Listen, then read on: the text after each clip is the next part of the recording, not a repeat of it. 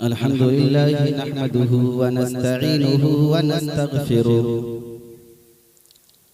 व नु'मिनु बिही व नतवक्कलु अलैहि व नऊज़ु बिल्लाहि मिनश शुरूरि अनफुसिना व मिन सय्यिआति अअमालिना मन यहदिहिल्लाहु फला मुदिल्ल लहु वमन युद्लिलहु फला हादिय लहु वनशहदु अल्ला इलाहा इल्लल्लाहु वहदहु ला शरीक लहु वनशहदु अन्न सय्यदना व सनदना व शफीअना व हबीबना व मुर्शिदना व हादियना मुहम्मद सल्लल्लाहु तआला अलैहि वसल्लम। अम्मा बाद फ़अऊज़ु बिल्लाहि मिनश शैतानिर रजीम बिस्मिल्लाहिर रहमानिर रहीम।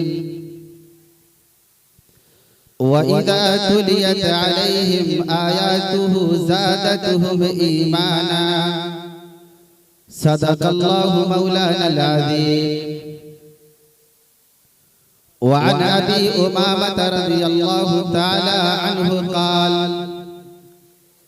समिअतु रसूलल्लाहि सल्लल्लाहु अलैहि वसल्लम यक़ूल इक़रउल क़ुरआन फ़इन्नहु याअती यौमल क़ियामह शफ़ीअन लिअस्हाबिही औ कमा क़ाल अलैहि अस्सलातु वस्सलाम।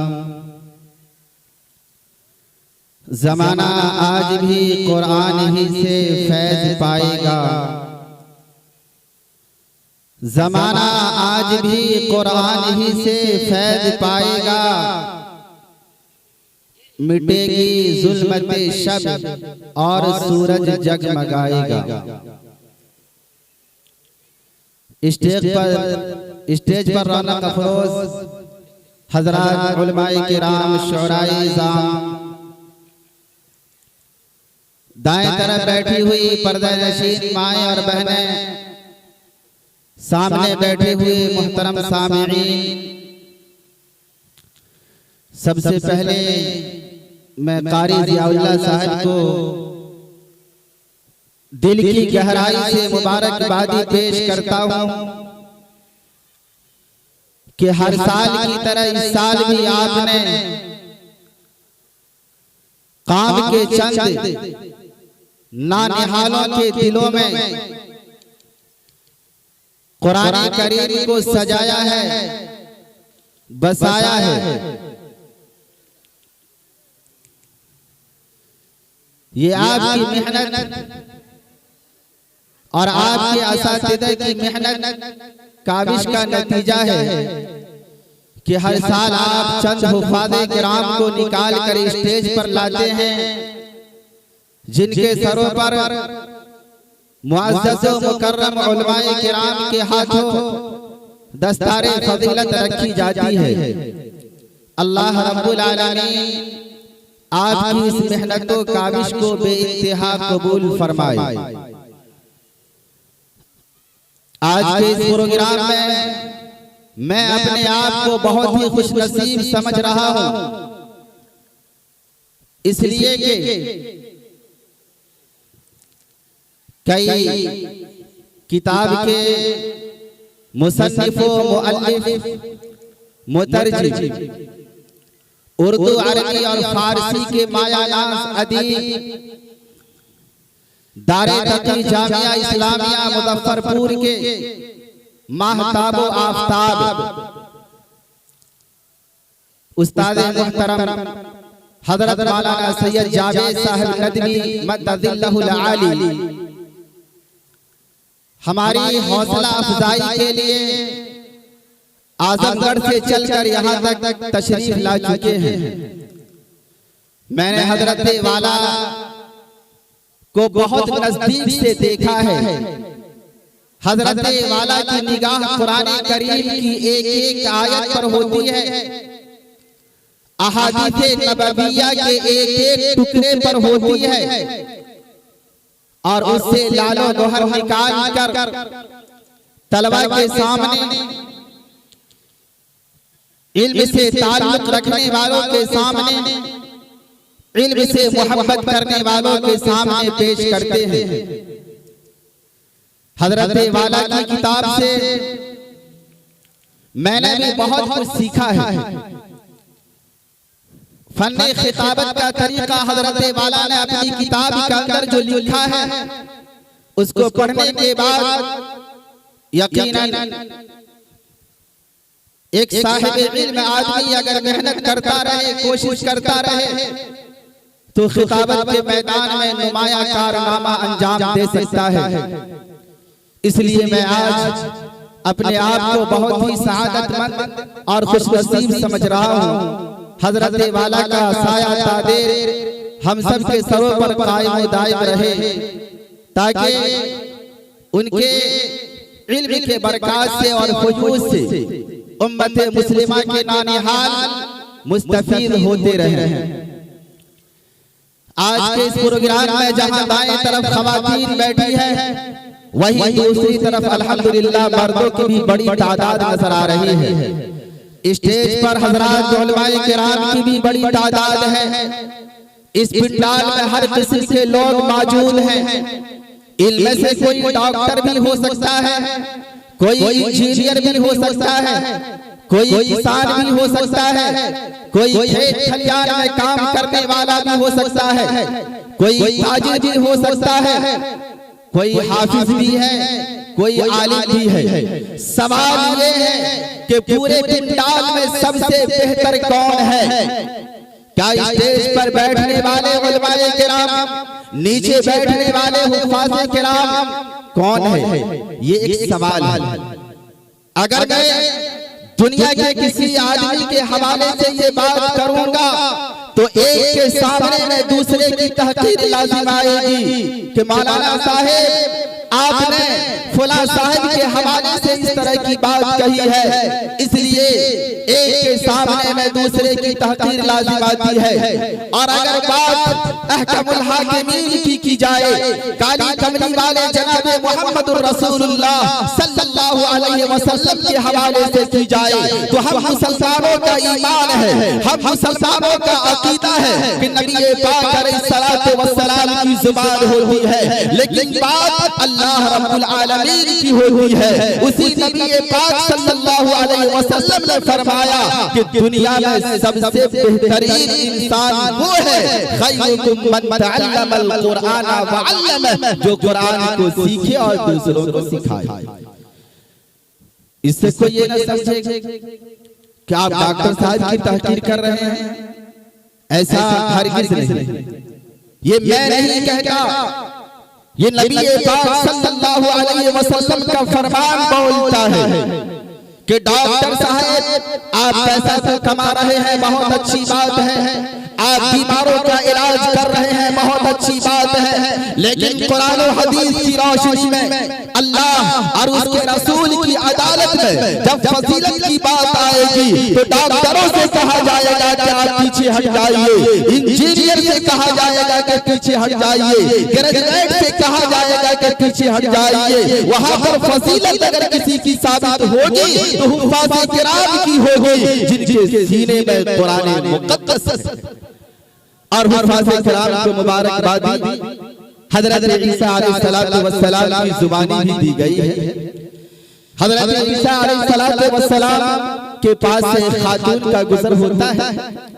उस खातून ने हज़रत ईसा अलैहिस्सलातु वस्सलाम को देखकर कहा, बहुत ही बाबरकत है वो बदन जिसने तुम जैसे इंसान को उठाया, बहुत ही बाबरकत है वो माँ जिसने तुम्हारी परवरिश की। हज़रत ईसा अलैहिस्सलातु वस्सलाम ने फरमाया, बल्कि बाबरकत है वो सीना जिसके सीने में कुरान महफूज है, बाबरकत है वो इंसान जिसके सीने में कुरान महफूज है।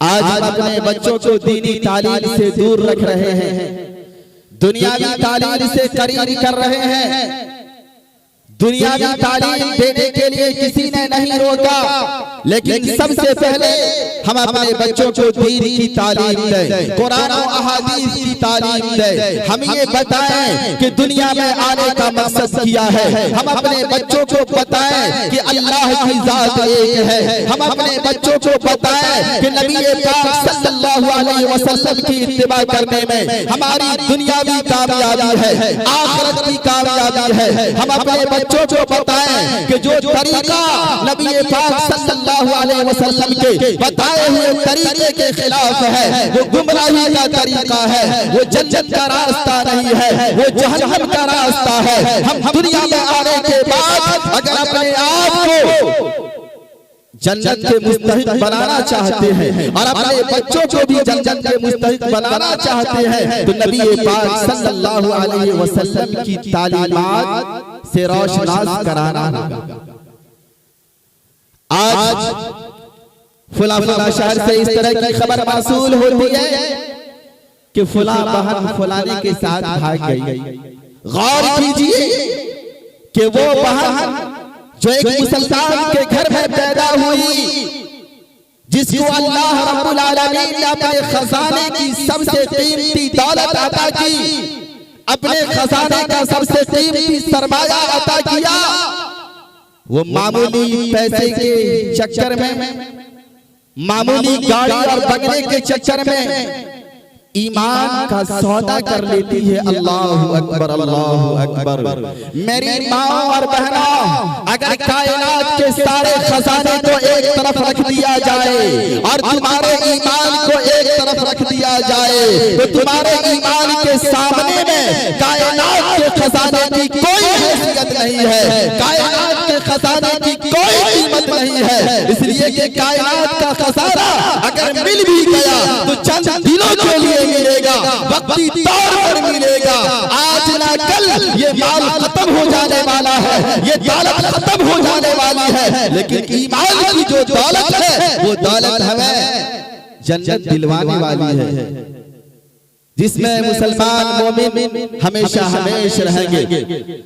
बारीकी से कभी हमने बैठकर इसका जायजा नहीं लिया कि ईमान क्या चीज है। हमने कभी सोचा नहीं कि ईमान कितनी बड़ी दौलत है।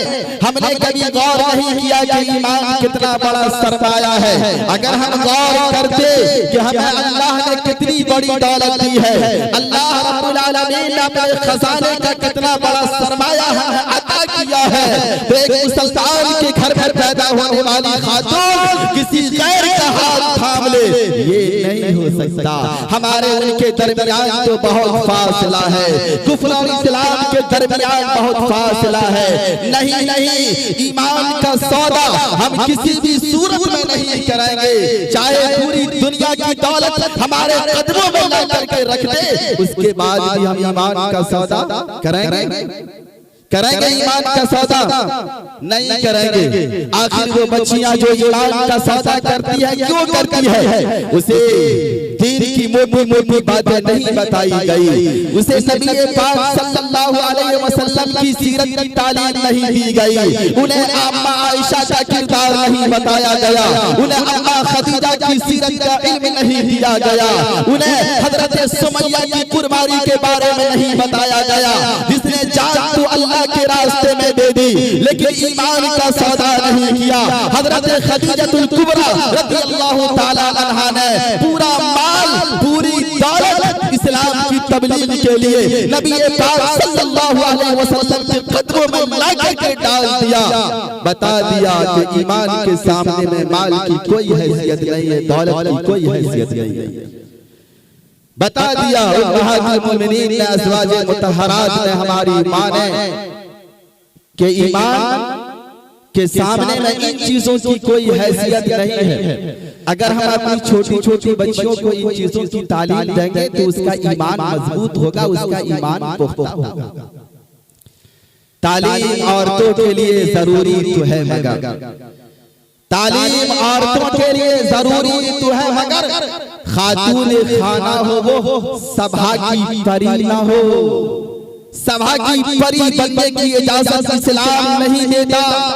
इस्लाम कहता है कि तुम तालीम हासिल करो लेकिन खातूने खाना बन करके जिंदगी बसर करो, सभा की परी बन करके जिंदगी बसर करोगी तो तुम पर अल्लाह की लानत होगी। दुनिया में गर्चे तुम्हें तरक्की मिल जाए लेकिन आखिरत के अंदर तुम्हें किसी तरह की कोई तरक्की मिलने वाली नहीं है। अरे वो तालीम जो हमारी बहनों को, हमारी माओ को गैर महरम से बातचीत करने पे पाबंदी ना लगाए, वो तालीम जो गैर महरम के सामने उठने बैठने पे पाबंदी ना लगाए, वो तालीम जो हलाल और हराम के दरमियान में तमीज ना कर सके, ऐसी तालीम से अपनी माँ को, अपनी बहनों को, अपनी बेटियों को जाहिल रखना ये ज्यादा बेहतर है। जो तालीम हमारी बच्चियों से कहे कि तू भी एजुकेट, मैं भी एजुकेट, कुछ बात करनी है जरा पास आके लेट, यही होता है। एजुकेट तो बन जाती है लेकिन उसके बाद का मामला क्या होता है कि तू भी एजुकेट है, मैं भी एजुकेट हूँ, कुछ बातें तुमसे करनी है जरा पास आके लेट। इस तरह की तालीम से अपनी बच्चियों को जाहिल रखना बेहतर है। इस्लाम ने तालीम से कहीं भी मना नहीं किया है।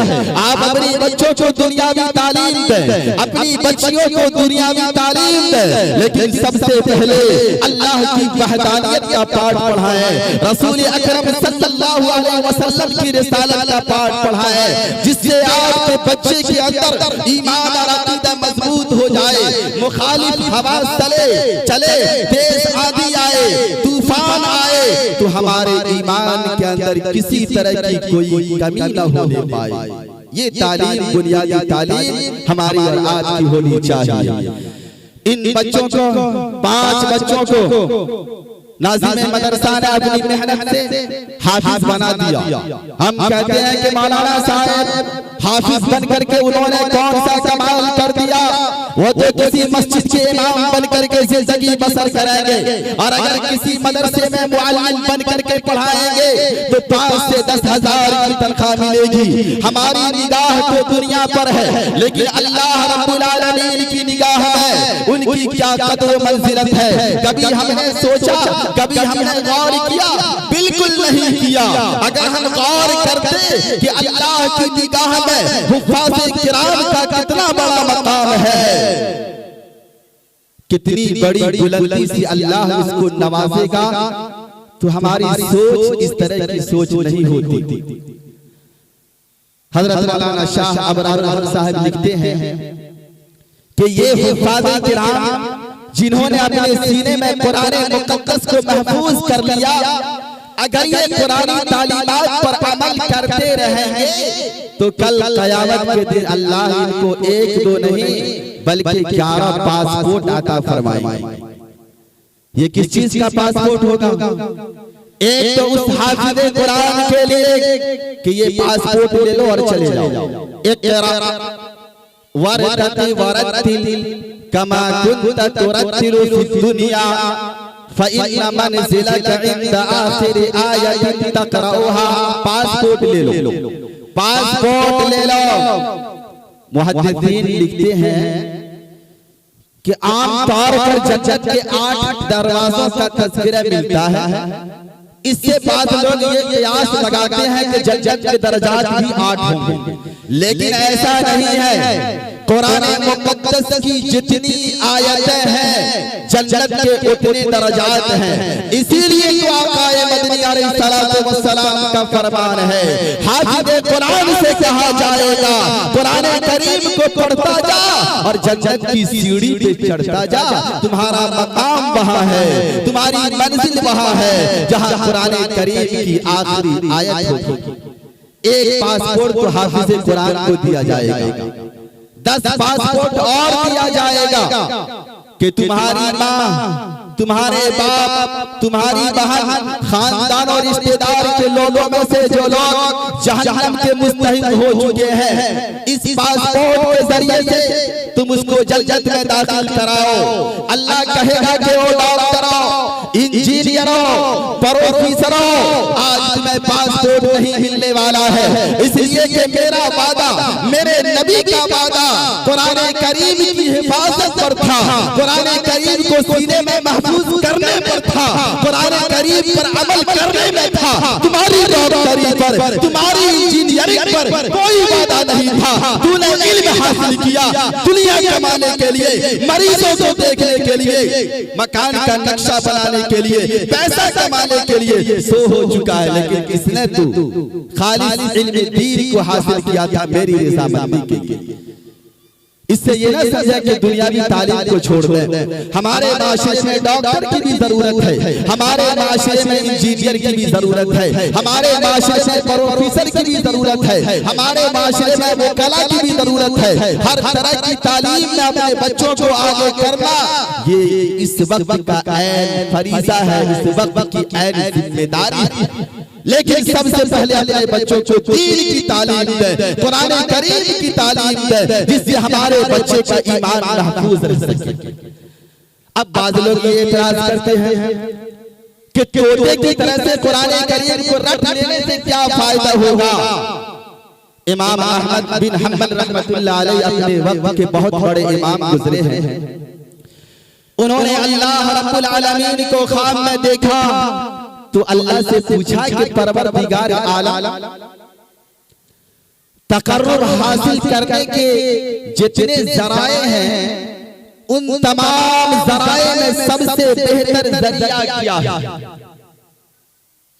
उन्होंने पूछा कि अल्लाह तेरा कुर्ब हासिल करने का जो जरिया है उन तमाम जरियों में सबसे बेहतर जरिया क्या है। तो अल्लाह रब्बुल आलमीन ने फरमाया कि मेरा कलाम है। इमाम अहमद बिन हंबल रहमतुल्लाह अलैहि ने पूछा, मौलाए करीम ये तो बता दीजिए कि कुरान करीम को समझकर पढ़ा जाए तब या बगैर समझे पढ़ा जाए तब। अल्लाह रब्बुल आलमीन ने जवाब दिया कि अहमद अगर मेरे कलाम को समझकर पढ़ेगा तब भी फायदा होगा, और बगैर समझे हुए पढ़ेगा तब भी फायदा होगा। समझकर पढ़ने पर भी नेकी है और बगैर समझे हुए पढ़ने पर भी नेकी है। समझकर पढ़ने पर भी मेरा कुर्ब हासिल होगा और बगैर समझे हुए पढ़ेगा तब भी मेरा कुर्ब हासिल होगा। अल्लाह रब्बुल आलमीन ने ख्वाब के जरिए से इस मसले को भी हल कर दिया कि जो बगैर समझे हुए पढ़ता है उसको भी फायदा होगा और जो समझकर पढ़ता है उसको भी फायदा होगा। लेकिन समझकर पढ़ना ये ज्यादा बेहतर है ताकि हम कुरान करीम के मुतालबात को समझ सकें कि कुरान करीम का तकाजा क्या है, कुरान करीम का मुतालबा क्या है, कुरान करीम हमसे क्या चाहता है, कुरान करीम हमसे किस तरह की जिंदगी का मुतालबा करता है, किस तरह की जिंदगी का तकाजा करता है। अगर हम कुरान करीम को समझकर नहीं पढ़ेंगे तो इन चीजों से हम नाआशना रह जाएंगे। अल्हम्दुलिल्लाह रब्बिल आलमीन, तमाम तारीफें उस अल्लाह के लिए है जो सारे जहानों का रब है। अर्रहमान अर्रहीम, जो रहमान भी है रहीम भी है। मालिक यौमिद्दीन, जो दीनी जज़ा का मालिक है। अब दीनी जज़ा से क्या मुराद? जाहिर सी बात है कि दीनी जज़ा से क्या मुराद। तो जब हम उसके माना पर गौर करेंगे तो पता चलेगा कि दीनी जज़ा से आखिर क्या मुराद है। कुरान करीम हमसे मुतालबा करता है कि इंसानों दुनिया के अंदर रह करके उस तरीके से जिंदगी गुजारो जिस तरीके से तुम्हें अल्लाह ने जिंदगी गुजारने का तरीका बताया है। उस तरीके से जिंदगी गुजारो जिस तरह से नबी पाक सल्लल्लाहु अलैहि वसल्लम ने अपनी सीरत के जरिए से तुम्हें जिंदगी गुजारने की तालीम दी है। उस्ताद मोहतरम हजरत मौलाना सैयद जावेद साहब नदवी दामत बरकातुहुल आलिया स्टेज पर तशरीफ फरमा हो चुके हैं।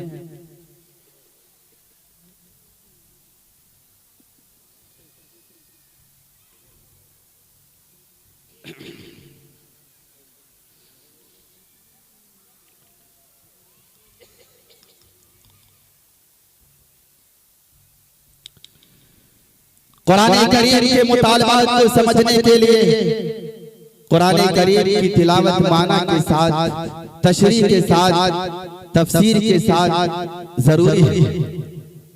तब हम समझेंगे कुरान करीम हमसे मुतालबा करता है कि एक पाकीज़े माशरे के लिए चोरी का बाइकाट करना होगा, ज़िनाकारी से दूर रहना होगा, बदकारी से दूर रहना होगा, रिश्वत से दूर रहना होगा, सूद के लेन देन से दूर रहना होगा। अच्छी और बुरी चीजों के दरमियान तमीज करने का सलीका हमें कुरान करीम की तालीम से आएगा। हलाल और हराम के दरमियान फर्क करने का तरीका हमें कुरान करीम की तालीम से आएगा। अगर हम कुरान करीम को पढ़ेंगे और समझेंगे तो हमारी जिंदगी नबी पाक सल्लल्लाहु अलैहि वसल्लम के बताए हुए तरीके के मुताबिक गुजरेगी और इसी में कामयाबी है। इमाम राज़ी फरमाते हैं कि मैंने इल्म कलाम का भी मुताला किया है, फलसफा का भी मुताला किया है, मैंने कुरान करीम की एक एक आयत पर गहरी निगाह डाली है, तो मैं इस नतीजे पर पहुंचता हूं कि मंजिल मकसूद तक पहुंचाने वाली अगर कोई किताब है तो वो कुरान मुकद्दस है। जन्नत तक पहुंचाने वाली अगर कोई किताब है तो वो कुरान मुकद्दस है।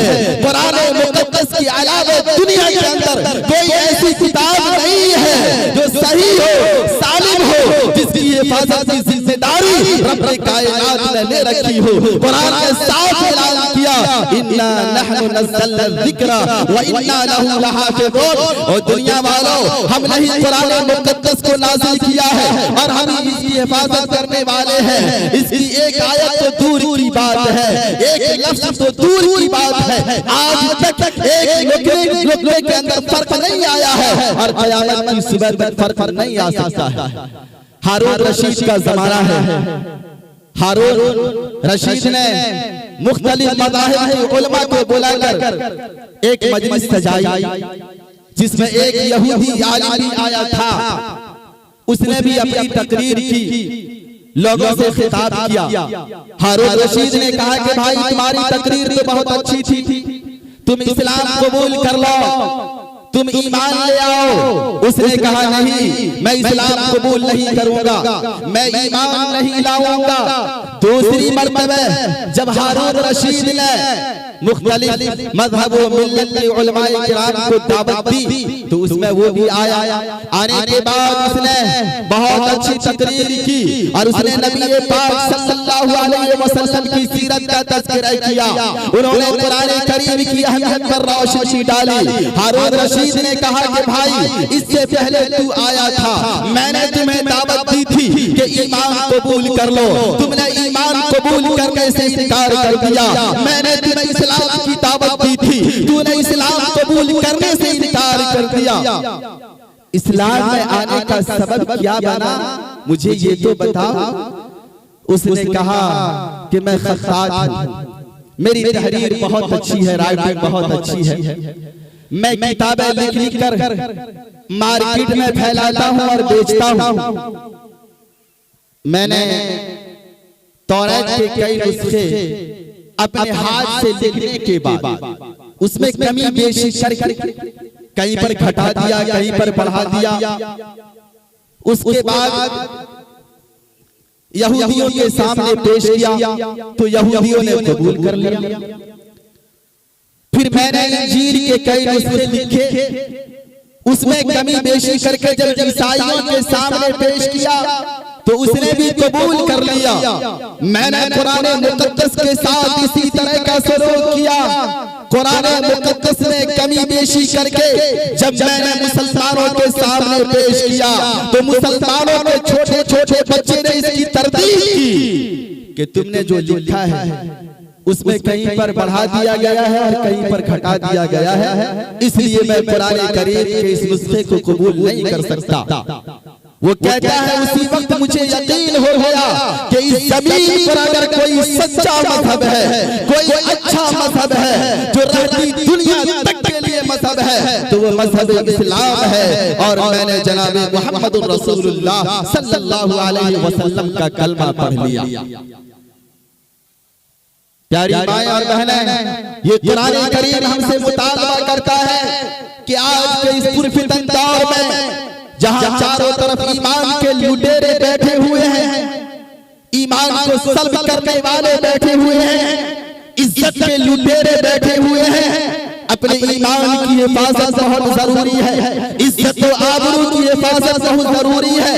एक वाकया के जरिए से मैं अपनी माओ बहनों को भी पैगाम देना चाहता हूँ, अपने नौजवान भाइयों को भी पैगाम देना चाहता हूँ। एक ताबीई जिसका नाम उबैद बिन उमैर है रहमतुल्लाह अलैह, बहुत बड़े ताबीई हैं, बड़े खूबसूरत थे, ज़ाहिद व आबिद थे, वली कामिल थे, सूफी बासफा थे। उसकी शोहरत बहुत दूर दूर तक हो चुकी थी। मदीना मुनव्वरा के अंदर एक खातून थी जिनके हुस्न व जमाल की कोई मिसाल दूर दूर तक नहीं मिलती थी। वो खातून एक मर्तबे आईना के सामने जाती है और अपना चेहरा देखने के बाद अपने शौहर की तरफ रुख करके कहती है, जनाब आली आपका क्या ख्याल है कि दुनिया का कोई मर्द मुझे देखे और मुझ पर आशिक ना हो, ऐसा हो सकता है? उसके शौहर ने कहा, हाँ, मक्कतुल मुकर्रमा के अंदर एक नौजवान ऐसा है जो एक मर्तबे किया 1000 मर्तबे भी तुम्हारे चेहरे को देखेगा तो तुम्हारे जाल में फंसने वाला नहीं है। उस खातून ने कहा, आप मुझे इजाजत दीजिए, मैं भी उसको अपनी मोहब्बत के जाल में फंसा कर आती हूँ। उसके शौहर ने इजाजत दे दी। वो खातून जाती है, हजरत उबैद बिन उमैर रहमतुल्लाह अलैह मस्जिद हरम के एक गोशे से बैठ करके मुताला कर रहे थे, जिक्र व अज़कार कर रहे थे। ये खातून जाती है और दरवाजे के सामने जाकर खड़ी हो जाती है। हजरत उबैद बिन उमैर रहमतुल्लाह अलैह की निगाह जब उस खातून पर पहुंचती है तो अपनी जगह से उठकर उस खातून के करीब आते हैं। जैसे ही वो ताबीई उस खातून के करीब आते हैं, वो अपने चेहरे से नकाब हटा देती है। हज़रत उबैद बिन उमैर रहमतुल्लाह अलैह ने कहा कि ऐ खातून, तू ये क्या कर रही है? अल्लाह ने तुम्हें खूबसूरत बनाया है। उस खातून ने अपने मकसद का इजहार कर दिया।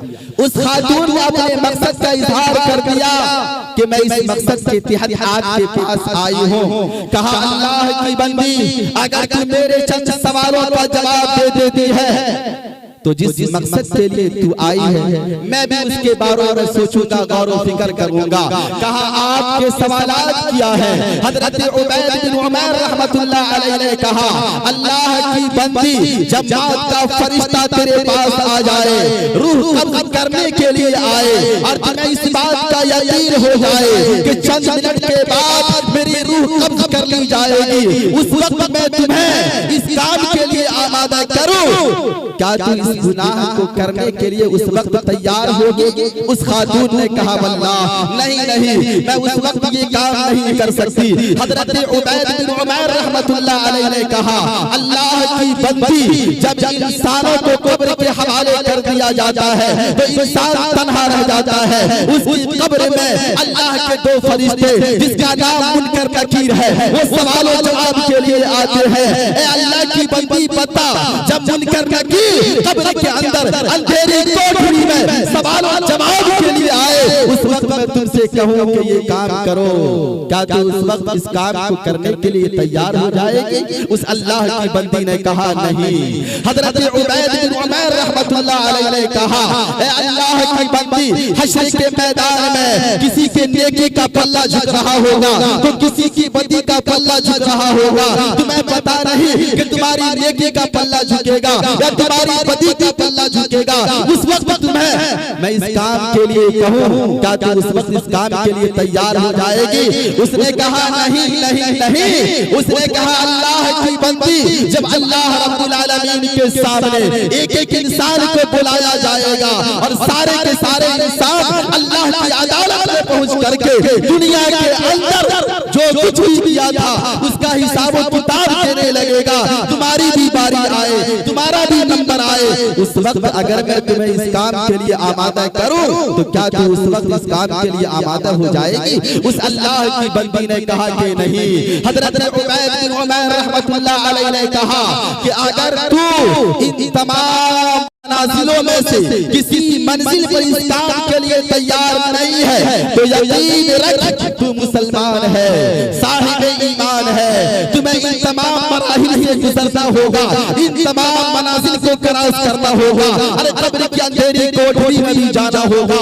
माते फरिश्ते तेरी रूह कब्ज करने के लिए आएंगे। हश्र के मैदान में तुम्हारी नेकी भी तौली जाएगी, तुम्हारी बदी भी तौली जाएगी। अल्लाह की अदालत में तुम्हें तने तनहा खड़ा होना होगा, जाना होगा।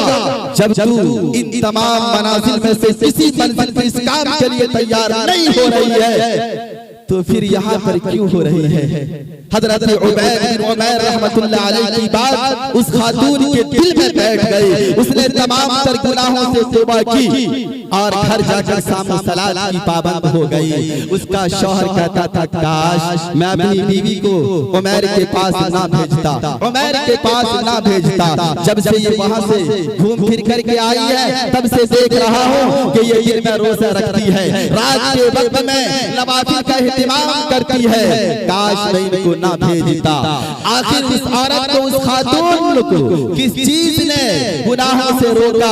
अल्लाह के डर ने रोक दिया, अल्लाह के खौफ ने रोक दिया कि आज न कल मौत का फरिश्ता आएगा, हमें दुनिया से जाना होगा। आज न कल कब्र की अंधेरी कोठरी में हमें जाना होगा। आज न कल हश्र के मैदान में हमें खड़ा होना होगा। आज न कल अल्लाह की अदालत में हमें जाना होगा। मर्दों के लिए भी पैगाम है, औरतों के लिए भी पैगाम है कि हम जो गुनाह करते हैं उन गुनाहों से तौबा करें। अल्लाह ने इज्जत दी है, हम अपनी जिंदगी को जिल्लत में ना धकेलें। एक औरत अगर दीवार से गिर जाए तो उसका उठना आसान है, लेकिन कोई खातून किरदार से गिर जाए तो उसका उठना बहुत मुश्किल हो रहा है। आज शैतान के चेले चपाटे दरिंदा बन करके इंसान की शक्ल में चींटी और शेर बन करके हमारी इज्जत व आबरू का सौदा करना चाह रहे हैं। ऐसे वक्त में ईमान की हिफाजत, इज्जत व आबरू की हिफाजत हमारे लिए बहुत जरूरी है। कारी जियाउल्लाह साहब कई सालों से मदरसा चला रहे हैं। जिस जमीन पर अब तक मदरसा कायम है वो दूसरे की जमीन है। कारी साहब और उनके रुफका की मेहनत रंग ला रही है कि जो मदरसा सड़क के इस किनारे था वो मदरसा अब उस किनारे जा चुका है और अल्हम्दुलिल्लाह तामीरी काम भी शुरू है। छत की ढलाई का काम शायद के बाकी है और उससे ऊपर का काम भी बाकी है। मैं फज़ाइल सदक़ात पर चंद मिनट लबकुशाई करूंगा। फज़ाइल सदक़ात जो शेख ज़करिया रहमतुल्लाह अलैह ने लिखी है, हदीस के हवाले से उन्होंने लिखा है कि जब हुजूर अकरम सल्लल्लाहु अलैहि वसल्लम पर कुरान मुक़द्दस की आते हैं और कहते हैं, अपनी बीवी को आवाज देकर कहते हैं, अपने बच्चों को आवाज देकर कहते हैं बाग छोड़कर बाहर निकल जाओ, इसलिए कि मैंने ये बाग अल्लाह के रास्ते में सजदा कर दिया है, ये बाग मैंने अल्लाह के रास्ते में दे दिया है। अगर आज की माएं और बहनें होती तो वह कहती कि तुमने अच्छा नहीं किया, तुमने बुरा किया है। अरे बच्चों के गुजारे के लिए एक यही बाग तो था, तुमने उसे भी अल्लाह के रास्ते में दे दिया। उस खातून जन्नत ने कहा, उस सहाबी रसूल की बीवी ने कहा कि तुमने बहुत ही उम्दा सौदा किया है। अपनी जुबान से शिकायत का एक लफ्ज भी नहीं निकालती है और बाप को छोड़ करके अपने बच्चे का हाथ अपने हाथ में डाल करके उस बात से बाहर निकल जाती है। ये जज्बा था सहाबिया का, ये जज्बा था इस्लाम की शहजादी था, ये जज्बा था उम्मत की एक बेटी का। आप भी जज्बात में कम नहीं है। जब कुरान मुक़द्दस की दूसरी आयत नाज़िल हुई, हुज़ूर अकरम सल्लल्लाहु अलैहि वसल्लम ने अल्लाह रब्बुल आलमीन से कहा, मौलाए करीम मेरी उम्मत की नेकी में और इजाफा कर दीजिए, मेरी उम्मत के सवाब में और इजाफा कर दीजिए। तो अल्लाह रब्बुल आलमीन ने हुज़ूर अकरम सल्लल्लाहु अलैहि वसल्लम पर कुरान मुक़द्दस की तीसरी आयत नाज़िल फरमाई, मसलुल लज़ीना युनफिक़ूना अमवालहुम फी सबीलिल्लाह कमसली हब्बतिन अंबतत सबअ सनाबिला फी कुल्ली सुंबुलतिन मिअतु हब्बा। जब ये आयत करीमा नाज़िल हुई, मदनी करीम सल्लल्लाहु अलैहि वसल्लम ने अल्लाह रब्बुल आलमीन से दरखास्त की कि मौलाए करीम मेरी उम्मत की नेकी में, मेरी उम्मत के अजर और सवाब में मजीद इजाफा कर दीजिए। तो अल्लाह रब्बुल आलमीन ने कुरान मुक़द्दस की चौथी आयत नाज़िल फरमाई, इन्नमा युवफ़्फ़स साबिरूना अजरहुम बिग़ैरि हिसाब, कि अल्लाह रब्बुल आलमीन बगैर हिसाब किताब के देंगे। फ़ज़ाइल सदक़ात में शेख ज़करिया रहमतुल्लाह अलैह ने ये बातें लिखी है। अब आपसे मुतालबा है कि कारी रियाउल्लाह साहब ने मदरसा मुंतकिल किया, छत का काम पूरा हुआ, छत की ढलाई का काम बाकी है, छत की ढलाई का काम बाकी है, उसमें पानी टंकी, पाइप, ट्यूबवेल वगैरह का काम भी होना बाकी है। आप जो कुछ भी अल्लाह के रास्ते में देना चाहते हैं, मदरसे का ताबुत कीजिए, मदरसे की मदद कीजिए। हुजूर अकरम सल्लल्लाहु अलैहि वसल्लम की एक हदीस है, आकाए मदनी अलैहिस्सलातु वस्सलाम ने फरमाया कि मन बना लिल्लाहि मस्जिदन बनल्लाहु लहू बैतन फिल जन्नह। जो अल्लाह के लिए मस्जिद बनाता है, अल्लाह उसके लिए जन्नत में महल बनाता है, अल्लाह उसके लिए जन्नत में घर बनाता है। वो मदरसा ऐसी जगह है जहां सुबह से लेकर शाम तक, शाम से लेकर सुबह तक कुरान करीम की तिलावत की जाती है, अल्लाह का जिक्र किया जाता है, रसूलुल्लाह का नाम लिया जाता है। मेरी माएं बहनें, मेरे नौजवानों, आज न कल हम दुनिया से रूपोश हो जाएंगे, हम दुनिया से चले जाएंगे। कब्र की अंधेरी कोठरी के हवाले हमारे करीबी रिश्तेदार हमको कर देंगे। उस वक्त हम एक एक नेकी के मोहताज हो जाएंगे, एक एक सवाब के मोहताज हो जाएंगे। हमने दुनिया के अंदर जो कुछ भी छोड़ा है, हमारे वारिसीन आपस में उसको बांट लेंगे, हमारे वारिसीन आपस में उसको तकसीम कर लेंगे। हमारा तो वही है जो हमने अल्लाह के रास्ते में खर्च कर दिया। कुरान कहता है, या अय्युहल्लज़ीना आमनुत्तकुल्लाह वल तंजुर नफ्सुम मा क़द्दमत लिगद। ऐ ईमान वालों, ऐ ईमान वालों, तुमने उस दुनिया के लिए क्या भेजा है, इस पर तुम्हारी निगाह होनी चाहिए। ये दुनिया तो आज है, कल नहीं रहेगी। दुनिया के अंदर हम आज हैं, कल नहीं रहेंगे।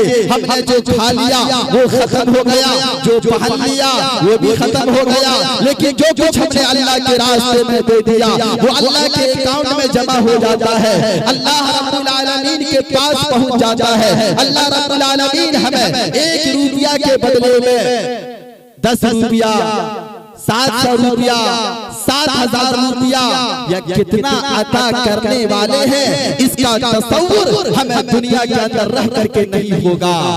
उसका जायज़ है, हम दुनिया के अंदर रह करके नहीं ले सकते हैं। आप वक्त कम है, उस्ताद मोहतरम तशरीफ फरमा है, अदब के खिलाफ है कि मैं यहाँ बैठा हुआ हूँ, लेकिन वक्त का तकाजा है। और कारी ज़ियाउल्लाह साहब जो नाज़िम मदरसा है, उनका हुक्म है कि आप कुछ चंदा भी करा दीजिएगा। मुझे चंदा करने का हुनर तो नहीं है, मैंने कहा कि मैं अपनी बात रखूंगा और मुझे उम्मीद है कि मेरी माँ बहनें और मेरे नौजवान भाई इंशाअल्लाह आपके मदरसे का भरपूर ताउन फरमाएंगे, भरपूर मदद करेंगे। नबी पाक सल्लल्लाहु अलैहि वसल्लम ने फरमाया, इज़ा मातल इंसान इनक़तअ अमलुहु मिनद दुनिया इल्ला सलास, कि जब इंसान दुनिया से चला जाता है, इंसान के सारे रिश्ते दुनिया से कट जाते हैं, मुनक़ते हो जाते हैं, खत्म हो जाते हैं। लेकिन कुछ अमाल ऐसे भी हैं जो करके इंसान दुनिया से जाता है तो कब्र की अंधेरी कोठरी में भी इंसान को उसका सवाब मिलता रहता है, उसकी नेकी मिलती रहती है, उसका फायदा कब्र की तारीकी में भी इंसान को नजर आता रहता है। उनमें से सदक़ाए जारिया, सदक़ाए जारिया किसको कहते हैं? सदक़ाए जारिया एक सदका तो ये है कि हमारे पास कोई आया बीमार आदमी है, हमने उसको पैसा दे दिया, दवा करा लो, इलाज करा लो। भूखा आया, हमने उसको खिला दिया। नंगा आया, हमने उसको पहना दिया। इस सदके का सवाब हमें बर वक्त मिल गया, उसके बाद नहीं मिलेगा। सदक़े जारिया वो है, मदरसा की ईंट के लिए आपने अगर रुपया दिया है, मदरसे की टंकी के लिए अगर आपने रुपया दिया है, मदरसे में पाइप लगाने के लिए आपने रुपया दिया है, तो जब तक उसमें बच्चे कुरान करीम की तिलावत करते रहेंगे, मदरसा आबाद रहेगा, मदरसे की इमारत कायम रहेगी। हमारी औलाद तो हमें भूल सकती है, लेकिन अल्लाह हमें नहीं भूलेगा। हमारी औलाद साल में एक मरतबे हमको याद करती है, जब शाबान का महीना आता है तो आओ अब्बू के नाम से कुरान खानी करा देते हैं। अम्मी की याद बहुत सता रही है। बेटी कहती है मैंने अपनी अम्मी को ख्वाब में देखा है, बेटा कहता है मैंने भी अपने अब्बू जान को ख्वाब में देखा है, उसका चेहरा ऐसा था वैसा था, उसके जिस्म के ऊपर कपड़ा ऐसा था वैसा था, वो ऐसा वैसा खाना खा रहे थे। लोग ख्वाब की ताबीर मालूम करने के लिए आते हैं कि मौलाना साहब इसकी ताबीर बताइए। यानी साल में एक मरतबे बेटा को अम्मी की याद आती है, बेटी को एक मरतबे अब्बा की याद सताती है। अरे हमारी वो औलाद जिस पर हमने पूरी जिंदगी की दौलत को निछावर कर दिया, हमारी वो औलाद जिस पर हमने पूरा माल सर्फ कर दिया था, वो साल में हमें सिर्फ एक मरतबे याद करती है, लेकिन अल्लाह रब्बुल आलमीन हमें रोजाना याद करता है। उस मदरसे के अंदर जब तक कुरान की तिलावत होती रहेगी, उस मदरसे के अंदर जब तक बच्चे वज़ू करते रहेंगे, उस पाइप से पानी पीते रहेंगे, उस वक्त तक हमको सवाब मिलता रहेगा, हमें नेकी मिलती रहेगी। इसी का नाम है सदक़े जारिया। इमारत में गिट्टी बालू सीमेंट सरिया वगैरह ये सारी चीजें लगाई जाती है, उसके बाद पानी का मरहला आता है। इमाम हाकिम रहमतुल्लाह अलैह बहुत बड़े मुहद्दिस गुजरे हैं, उनके चेहरे के ऊपर एक थोड़ा बहुत इलाज कराया, इस मेडिकल से उस मेडिकल से, इस दवा की दुकान से उस दवा की दुकान से, लेकिन वो थोड़ा सही नहीं हुआ। उन्होंने एक कुआं खुदवा दिया, एक कुआं खुदवा दिया। चंद ही दिनों के बाद जब लोगों ने उस कुएं से पानी पीना शुरू किया तो वो जख्म वो फोड़ा उनका दूर हो गया। किसकी बरकत? लोगों ने कुएं से पानी पिया, उसकी बरकत से अल्लाह रब्बुल आलमीन ने उनके चेहरे के जख्म को दूर कर दिया, उनके चेहरे के फोड़े को दूर कर दिया। अब्दुल्लाह इब्न मुबारक रहमतुल्लाह अलैह बहुत बड़े आलिम दीन गुजरे हैं, उनके पास एक आदमी आता है और कहता है कि हजरत मेरे पांव में जख्म है, मैंने यहाँ इलाज कराया, वहाँ इलाज कराया, इस मेडिकल से मैंने दवा ली, उस मेडिकल से मैंने दवा ली, इस डॉक्टर को दिखाया, उस डॉक्टर को दिखाया, एमडी को दिखाया, MBBS को दिखाया, PM को दिखाया, लेकिन इलाज ने आज तक फायदा नहीं पहुंचाया। कहा मेरी राय मानो, मेरी बात मानो, मेरा मशवरा मानो, तो कहीं पर कुआं खुदवा दो, लोग उससे पानी पिएंगे और तुम्हारा ये जख्म, तुम्हारा ये फोड़ा दूर हो जाएगा। चंद दिनों के बाद आते हैं हजरत मैंने आपकी राय पे अमल किया, मैंने आपके मशवरे पे अमल किया, अल्लाह रब्बुल आलमीन ने मेरे जख्म को दूर कर दिया, मेरे फोड़े को दूर कर दिया। ये किस चीज की बरकत से? कि लोगों ने पानी पिया, उसकी बरकत से अल्लाह रब्बुल आलमीन ने उसके फोड़े को, उसके जख्म को दूर कर दिया। हम भी चाहते हैं कि अगर हम हश्र के मैदान की सख्ती से बच जाएं, जहां सूरज हमारे सरों के ऊपर मंडला रहा होगा और अल्लाह के अर्श के साए के अलावा कोई साया नहीं होगा, सिर्फ 7 किस्म के लोग अर्श के साए में होंगे। काली कमली वाले जनाब मोहम्मद रसूलुल्लाह सल्लल्लाहु अलैहि वसल्लम का फरमान सुनते जाइए। अल्लाह के नबी अलैहिस्सलातु वस्सलाम फरमाते हैं कि हश्र के मैदान में जहां अल्लाह के अर्श के साए के अलावा और कोई साया नहीं होगा, नफ्सी नफ्सी का आलम होगा। लोग एक दूसरे से दूर हटने लगेंगे, भागने लगेंगे, जानने पहचानने वाले से जब दूर भागने लगेंगे। यौमा यफिरुल मरउ मिन अखीहि व उम्मिहि व अबीहि व साहिबतिहि व बनीहि लिकुल्लि इम्रिइन मिनहुम यौमइज़िन शाअनुन युग़नीहि वजूहुहुम यौमइज़िन मुस्फिरा ज़ालिकतुन मुस्तबशिरा। कुरान मुक़द्दस ने हश्र के मैदान का नक्शा खींच करके रख दिया है कि वहां कोई किसी का पुरसाने हाल नहीं होगा और अल्लाह के अर्श के साए के अलावा कोई और साया नहीं होगा। जिन लोगों ने दुनिया के अंदर सदका किया होगा, जितनी मिकदार में उसने सदका किया होगा उसका साया उतना ही लंबा होगा। अब जरा बताइए कि बीच आसमान पर सूरज है और जून का महीना है और हम साया के लिए इधर से उधर भटक रहे हैं। हम किसी मकान के साए में आ गए, धूप की तपिश और तमाशा का एहसास हमें हो रहा है। उस वक्त हमारे दिल में ये ख्याल आता है काश ये साया और लंबा होता, ताकि धूप की तपिश और तमाशा का एहसास हमें नहीं होता। नबी पाक सल्लल्लाहु अलैहि वसल्लम ने फरमाया कि अर्श के साये के अलावा जहां कोई साया नहीं होगा वहां पर उस आदमी का साया होगा जिसने अल्लाह के रास्ते में सदका किया होगा, और उसका साया उतना ही लंबा होगा जितना कि उसने अल्लाह के रास्ते में सदका किया होगा, अल्लाह के रास्ते में माल खर्च किया होगा, अल्लाह के रास्ते में दौलत की कुर्बानी दी होगी। मेरी माएं और बहनें, बहुत सारी बहनें गुज़िश्ते साल थी, इस साल नहीं है, दौलत भी रह गई, माल भी रह गया, इमारत भी रह गई, औलाद भी रह गई, कायनात की सारी चीजें रह गई, वो तने तरह दुनिया से चली गई। आज न कल हम भी इस दुनिया से जाएंगे।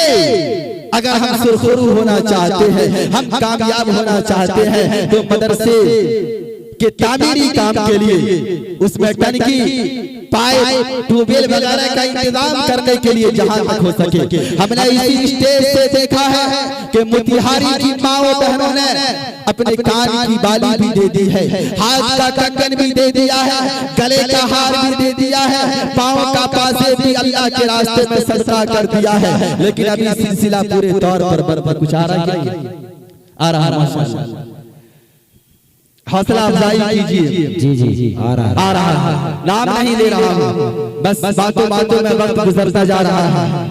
आप लोग हिम्मत करें, हिम्मत करके आ जाएं, बस 5 मिनट और हिम्मत करके आ जाएं, और यहाँ सामने जो कुछ भी देना है आप लिखा दें। अभी अगर नहीं दे पा रहे हैं तो बाद में दे देंगे। अगर हमने नेकी का इरादा कर लिया, नेकी की नियत कर ली, तो नेकी का इरादा कर लेना, नियत कर लेना, ये भी एक नेकी है, ये भी एक नेकी है। मैंने हदीस के अंदर एक इबारत पढ़ी थी, उस्ताद मोहतरम तिरमिज़ी के उस्ताद है मेरे, उस्ताद मोहतरम का निराला अंदाज आज तक मैं भूल नहीं पाया हूँ। तिरमिज़ी शरीफ पढ़ाने का जो अंदाज था, तशरीह करने का जो अंदाज था, आज जो कुछ मैं बोल रहा हूँ ये उस्ताद मोहतरम का फैज़ है, ये उस्ताद मोहतरम ही से मैंने सीखा है। उस्ताद मोहतरम का पढ़ाया हुआ सबक मैं आपके सामने दोहरा रहा हूँ, सुना रहा हूँ। मैंने हदीस के अंदर ये इबारत पढ़ी है, अल्लाह के नबी अलैहिस्सलातु वस्सलाम ने फरमाया कि जब आदमी किसी नेक काम का इरादा कर लेता है,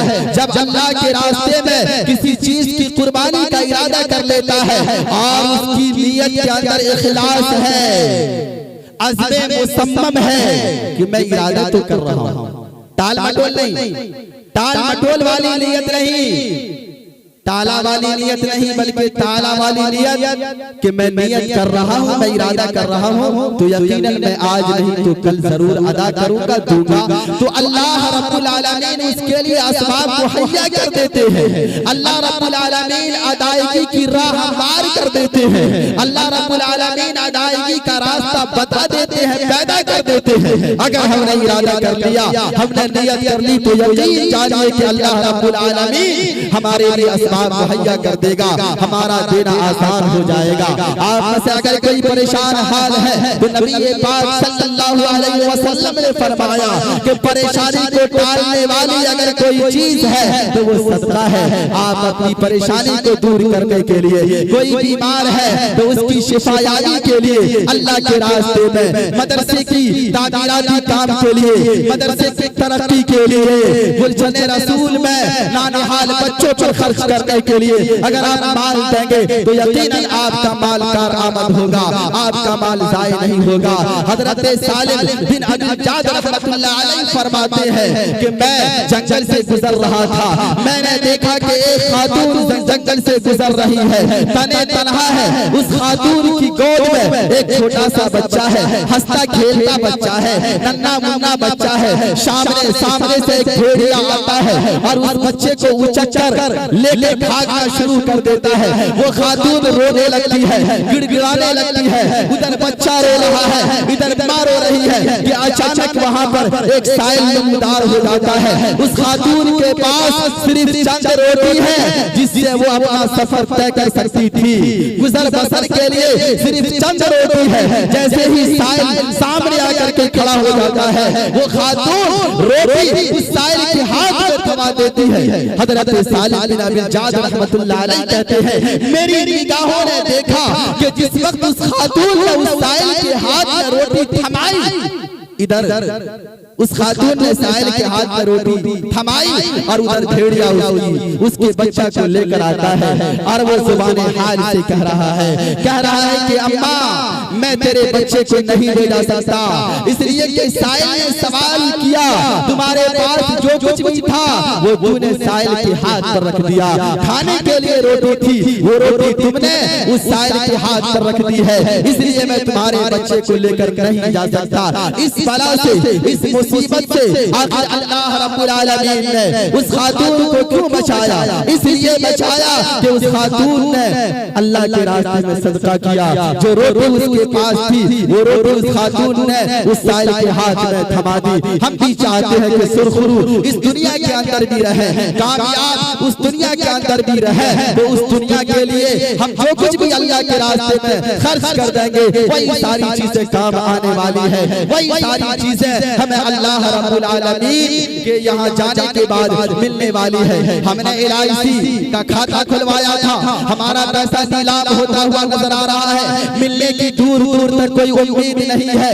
नबी पाक सल्लल्लाहु अलैहि वसल्लम से जब सहाबी रसूल ने पूछा, अल्लाह के नबी, अल्लाह रब्बुल आलमीन ने कर्ज का मुतालबा किया है? अल्लाह के नबी ने फरमाया कि हाँ, और कर्ज उसको कहते हैं लेने वाला जिसकी अदायगी को लाजिम और जरूरी समझता है। अल्लाह रब्बुल आलमीन आज नहीं तो कल जब हम अल्लाह की अदालत में जाएंगे तो ये पैसा, ये रुपया जो हमने अल्लाह के रास्ते में खर्च किया है, हमें अल्लाह रब्बुल आलमीन कई गुना इजाफे के साथ लौटा देगा, वापस कर देगा। सिलसिला रुक गया है, उस्ताद मोहतरम तशरीफ ला चुके हैं। दुआ करें कि अल्लाह रब्बुल आलमीन हमें और आपको कहने सुनने से ज्यादा अमल करने की तौफीक अता फरमाए। आमीन सुम्मा आमीन। व आखिरु दावाना अल्हम्दुलिल्लाहि रब्बिल आलमीन। वस्सलामु अलैकुम व रहमतुल्लाहि व बरकातहू।